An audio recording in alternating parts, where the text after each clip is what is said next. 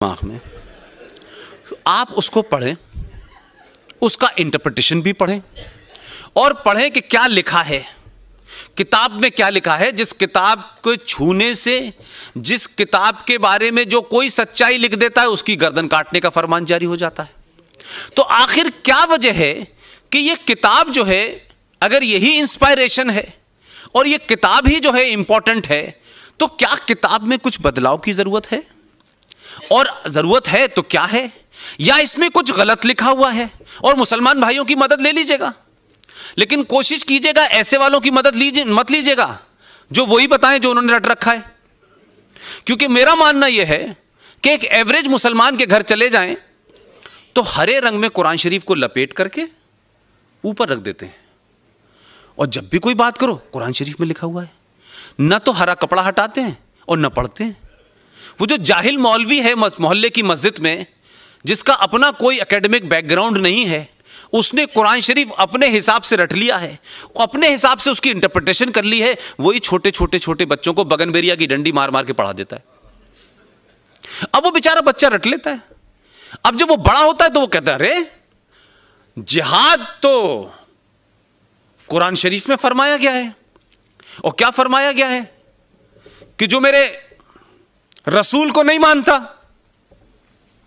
उसको समझाओ रसूल को माने, उसको कन्विंस करो, और अगर वो फिर भी ना माने तो आखिर में उसका कत्ल कर दो। अब ये उसके यहां डाल दिया गया है। अब जावेद अख्तर गाने तो अच्छे लिख रहे, लेकिन वो क्या कहते हैं, मैं उनको बहुत बड़ा मक्कार मानता हूं। मेरे सबसे बड़े भाई के क्लासमेट थे अलीगढ़ में, मैं उनको बचपन से देख रहा हूं। उनकी मक्कारी क्या है? वो कहते हैं कि ए हिंदुओं, तुम मुसलमान जैसे मत बनो, तुम मुसलमानों को अपना जैसा बनाओ। तो आप क्या कर रहे हैं? कुछ काम आप भी लेंगे कि नहीं लेंगे? आपकी जिम्मेदारी है कि नहीं है? आप अपनी बीवी को, वैसे ये कोई निजी टिप्पणी नहीं है क्योंकि सार्वजनिक टिप्पणी की है इसलिए मैं बोल रहा हूं, उनकी बीवी भारत के सिनेमा जगत की बहुत बड़ी हीरोइन रही। कोई ऐसा नहीं था कि उनकी मूवी देखने के लिए पाकिस्तान से मुसलमान टिकट लेके आते थे और हिंदू नहीं जाते थे। इसी देश के लोगों ने बड़ा बनाया उनको, कई अवार्ड मिले उनको, लोगों ने सर पे बिठाया। भारत के राष्ट्रपति का जो एक खास कोटा होता है कि दानिश्वर लोगों को, आर्टिस्ट लोगों को राज्यसभा में नॉमिनेट करते हैं, उसमें नॉमिनेट भी रही वो। बुढ़ापे तक उन्होंने इस देश के तमाम रिसोर्सेस का तमाम मान सम्मान पाया। अब लगा अब क्या बचा है, तो आखिर में उन्हें नाम याद आया कि मेरा नाम तो शबाना आजमी है। तो आप आइकॉन बनी और उसके बाद आपने एक बयान दिया कि मुंबई में मुसलमानों को कोई मकान नहीं देता है। तो ये कहां सड़क पे रह रही थी? ये जो मक्कारी है सैयद हामिद अंसारी से लेकर के शबाना आजमी तक, और अब तो एक नया चलन चला है कि 2015 में कुछ लोगों को डर लगा कि भाई डर लगता है अब तो, अपनी बीवी से बेडरूम में कहते हैं सुबह ही निकल चलना है यहां से। हमने कहा शायद चले जाएंगे, हमें बता दो कहां जाना है, टिकट भी हम दे देंगे, लेकिन गए नहीं। डर लगा कर का मतलब नहीं था, आप इस देश के युवाओं के आइकॉन बने, और उस आइकॉन करने के बाद आपने इस भारत की सभ्यता और भारत के संविधान और भारत के 90 करोड़ हिंदुओं के ऊपर दाग लगाने में 2 मिनट नहीं लगाए कि हमें डर लगता है क्योंकि हिंदू जो है आक्रामक हो गया है, हिंदू इंटॉलरेंट हो गया है। शर्म आनी चाहिए उन लोगों को जो अपने किसी पॉलिटिकल एजेंडे के तहत, अपने किसी आका को खुश करने के तहत उनको डर की बात कही, और इस देश में आपने एक 90% मेजॉरिटी के ऊपर सवाल खड़ा किया। वो अभी डर खत्म नहीं हुआ था। 2018 में नसरुद्दीन शाह पैदा हो गए, अब उनको डर लग रहा है। तो मेरा नसरुद्दीन शाह अलीगढ़ यूनिवर्सिटी के पढ़े हुए हैं, उस परिवार को मैं जानता हूं, लेकिन मुझे जिन लोगों से डर लग रहा था उसको तो आपने बीवी बना रखा है अपने घर में, तो बीवी से डर लग रहा है क्या? लेकिन मैं अब इस नतीजे पे पहुंचा हूं कि इस समाज को कहना चाहिए कि नसरुद्दीन शाह और आमिर खां, जिस जिस को इस मुल्क में डर लग रहा है, तुम्हें अब डर लगना चाहिए। हम 700 साल और 800 साल जिसका जिक्र किया जा रहा है, हम उस सब के बावजूद भी कैसे कैसे हालात में रहे।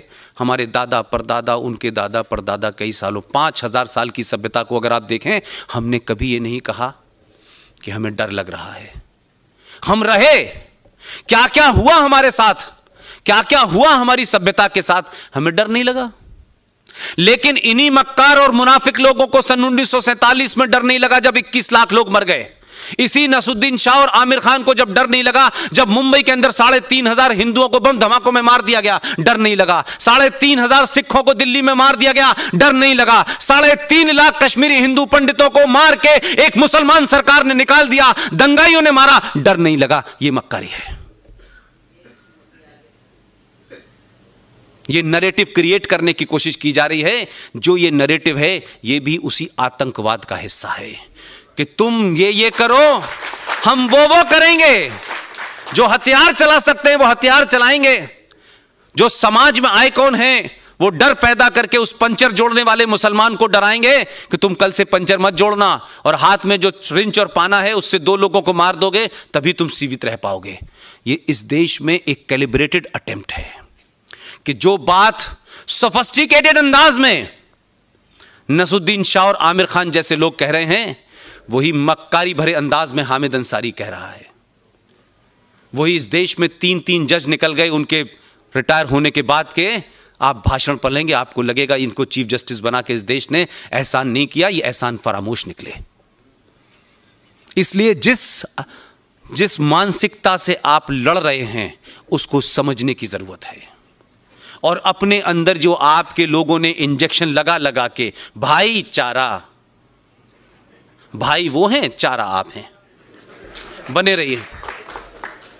ये जो स्लोगन है, इसको नजरअंदाज करने की वजह से हमारे बुजुर्गों में अगर उन्होंने कुछ गलतियां न की होती तो आज हम इस समस्या पे बात नहीं कर रहे होते। हम इस देश को कहां ले जाना इस पे बात कर रहे होते। हमारी समस्या यह है, इस जनरेशन की समस्या यह है कि हम इतिहास में इतना सब कुछ गलत करा हुआ है, इतनी चीजों को आपने दफन कर दिया है, हीरो को आपने विलेन बनाया है और विलेन इस देश के प्रधानमंत्री बने घूम रहे हैं। इसलिए संकट है। एक मोर्चा नहीं है आपके लिए। आपके टीचरों ने, आपके उस्तादों ने आपको सही हिस्ट्री नहीं पढ़ाई, आपके राइटर्स ने सही हिस्ट्री नहीं लिखी। लिहाजा आपकी जो नस्लें मौजूद हैं आज, उनको यह समझ ही नहीं आ रहा कि यह देश 1947 में था या 5000 साल पहले से था। यह देश भारत है, इंडिया है, हिंदुस्तान है क्या? 3 नाम है इसके। हम किसी एक नाम का नाम लेते हैं तो कुछ लोगों को लगता है यह कम्युनलिज्म है, उनको लगता है हिंदुस्तान कहने में ही सेकुलरिज्म है। तो एक नई ब्रांड आई, उन्होंने कहा इंडिया कहने में दोनों को ही डरने लगेगा, हम इंडिया कहना शुरू कर देते हैं। तो हम किसी कंफ्यूजन का शिकार नहीं है, बल्कि हम डेलिबरेटली सच को सच कहने से डरते हैं। तो मैं लौट के अपनी बात पे आता हूं कि सूरे निसा और सूरे यासीन क्या कहती है। सूरे निसा में यह कहा गया है कि अल्लाह ये फरमाते हैं कि ऐ मेरे मानने वालों, ऐ मेरे बताए रास्ते पे चलने वालों लोगों, मैंने तुम्हें जिंदगी की हर चीज के बारे में बताया है, कैसे उठना है, बीना है, जीना है, सोना है, खाना है, हर चीज के बारे में तुम्हें बताया है। हर परेशानी का रास्ता मैंने बताया है, आने वाले संकटों के बारे में बताया है। अगर तुम मेरे बताए रास्ते से हटे और तुमने तमाम वो बातें जो मैंने तुम्हें कही हैं, जो मैंने तुम्हें समझाई हैं, जो मैंने लिखित में तुम्हें दी हैं, तो ध्यान रखना, मैं इस जमीन पर ऐसे लोग भेजूंगा जो तुम्हें रास्ते पे ले आएंगे।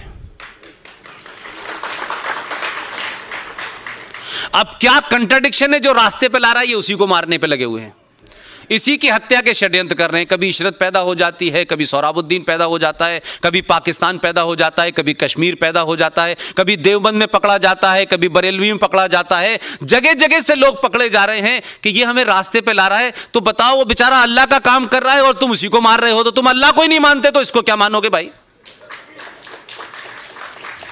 तो हम सच को सच कहें, सच कहने से न डरे। और कुरान शरीफ में लिखा हुआ है कि आपकी मौत का समय मुकर्रर है, जगह मुकर्रर है, वो बता के नहीं आएगी। जहां तय है उस दिन, उस समय, उस घड़ी आप अल्लाह के पास चले जाएंगे।